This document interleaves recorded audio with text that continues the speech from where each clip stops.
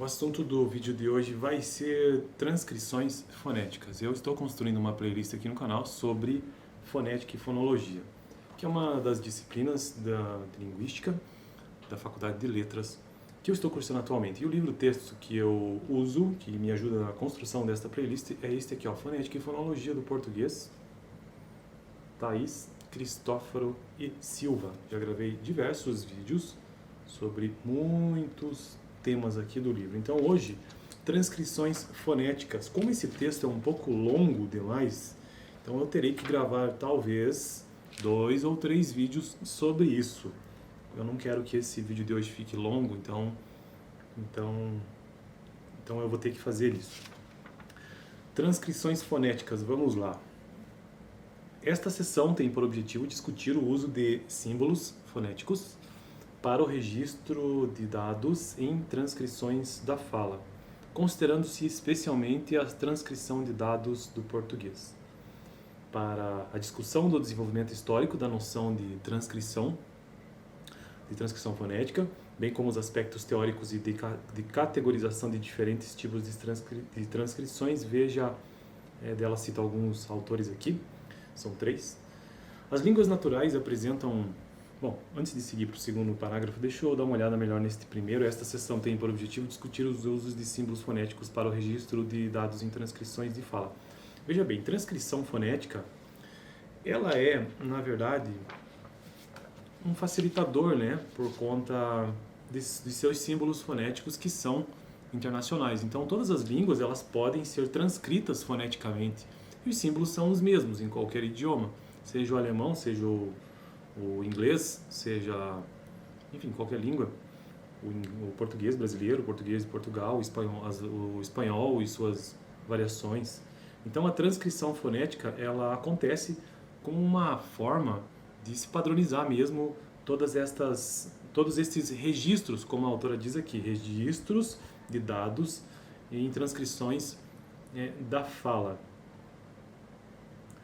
Nesse caso aqui, considerando-se especialmente a transcrição de dados do português. As línguas naturais apresentam palavras que têm sequências sonoras idênticas com significados diferentes. Duas palavras pronunciadas da mesma maneira que apresentam significados diferentes são chamadas de palavras homófonas. Então, palavras homófonas são duas palavras que têm pronúncia semelhantes ou iguais, mas que apresentam significados diferentes. Um par de palavras homófonas em português é, por exemplo, cela e cela. Cela com C e cela com S. E que na transcrição fonética, como eu não edito esses vídeos, então eu não consigo deixar aqui na tela. Mas aqui no livro tem uma transcrição fonética para essa palavra. E eu vou tentar descrever. Então, ele está dentro de colchetes, e aí tem uma espécie de aspas, tem um S, como se fosse um S, tem um 3 ao contrário, ou um E na verdade, né? Tem uma barra e um E ao contrário também, que na verdade significa o A. Então ele apenas traz a transcrição fonética desta palavra, cela, cela, que é exatamente a mesma neste caso. O par de palavras homófonas, cela e cela, tem um registro ortográfico diferente para as duas palavras. Então o registro ortográfico é uma coisa e o registro na transcrição fonética é outra. Contudo, este não é necessariamente sempre o caso envolvendo palavras homófonas. Elas podem ter registro ortográfico idêntico. Veja, por exemplo, manga, fruta, ou então manga de camisa e manga do pasto da fazenda. Tem isso, é?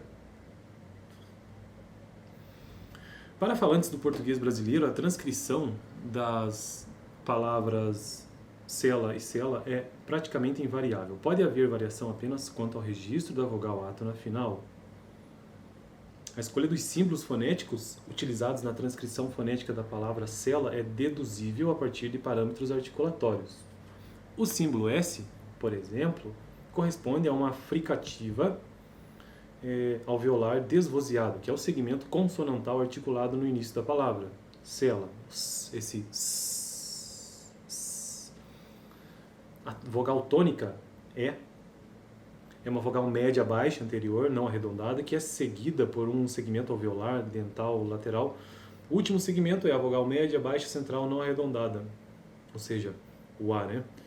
Veja que aqui eu mencionei vários termos técnicos que são utilizados aí na fonética e fonologia, que também são utilizados para as próprias transcrições, né? São dados técnicos, na verdade. Então, essa ideia do que seja uma vogal, porque as vogais, como eu já gravei vídeos sobre isso, deixa eu até ver se eu consigo encontrar aqui no livro, as vogais elas podem ser, elas ocorrem, né, com a livre passagem do ar, e elas ocorrem de formas, são de maneiras diferentes. Então existem vogais que são anteriores, centrais ou posteriores, isso com relação à posição na língua. Então as vogais têm essa diferença, se ela é mais anterior, ou seja, mais profundo da boca, mais central ou mais posterior.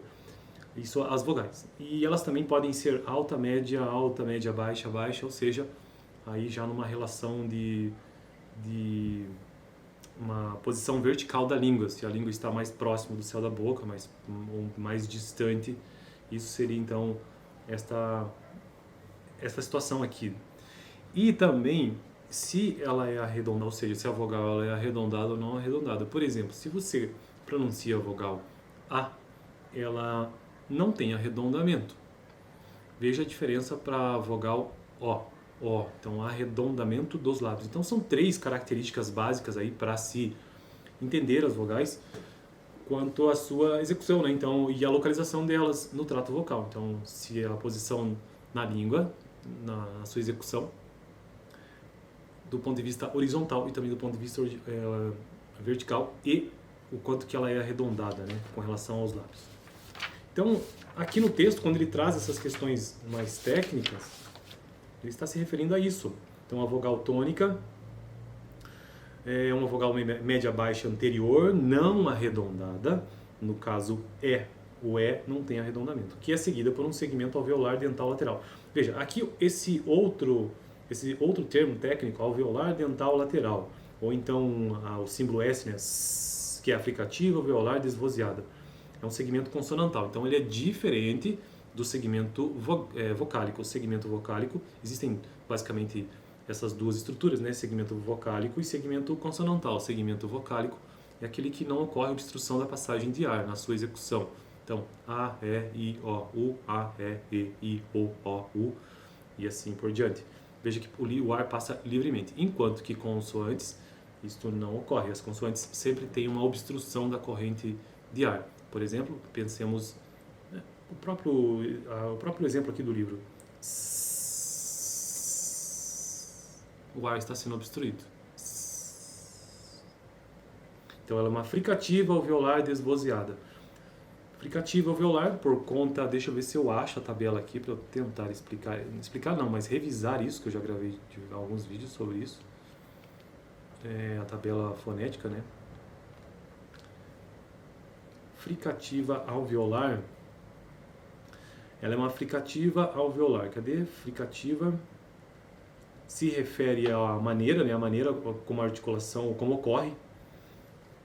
E alveolar, aí já é o lugar onde que está acontecendo no trato vocal. Então, alveolar, exatamente. Então, S e Z são duas que fazem parte desse grupo, fricativa alveolar.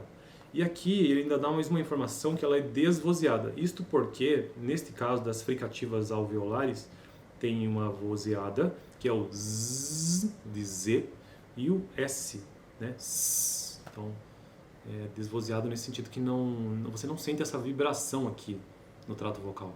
S, Z. Bom, acabei deixando o vídeo longo, tentando fazer essa revisão, né, sobre esses termos técnicos. Que isso também faz parte do entendimento do que seja transcrição fonética. Porque a transcrição fonética ela tem esse objetivo de ajudar a compreender ou padronizar de uma maneira que se possa estudar todas as línguas.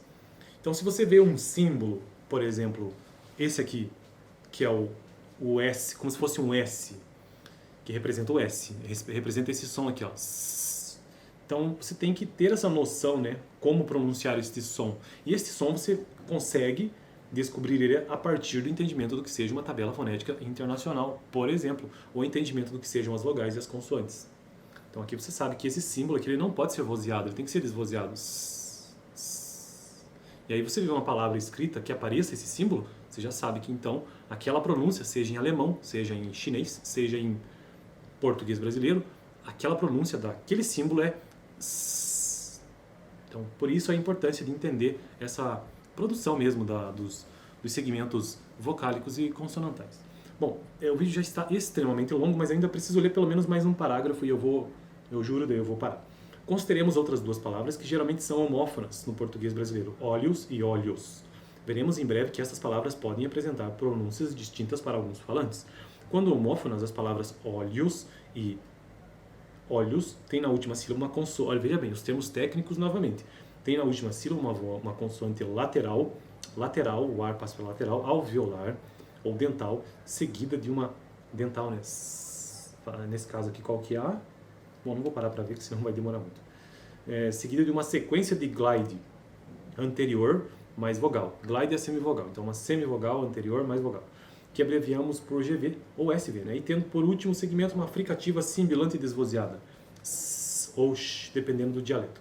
Temos então lateral mais glide mais vogal mais S, sendo que o S final pode ocorrer como um S ou Sh, dependendo do dialeto. A questão que se coloca ao fazermos a transcrição fonética das palavras homófonas. No caso da palavra óleos ou óleos.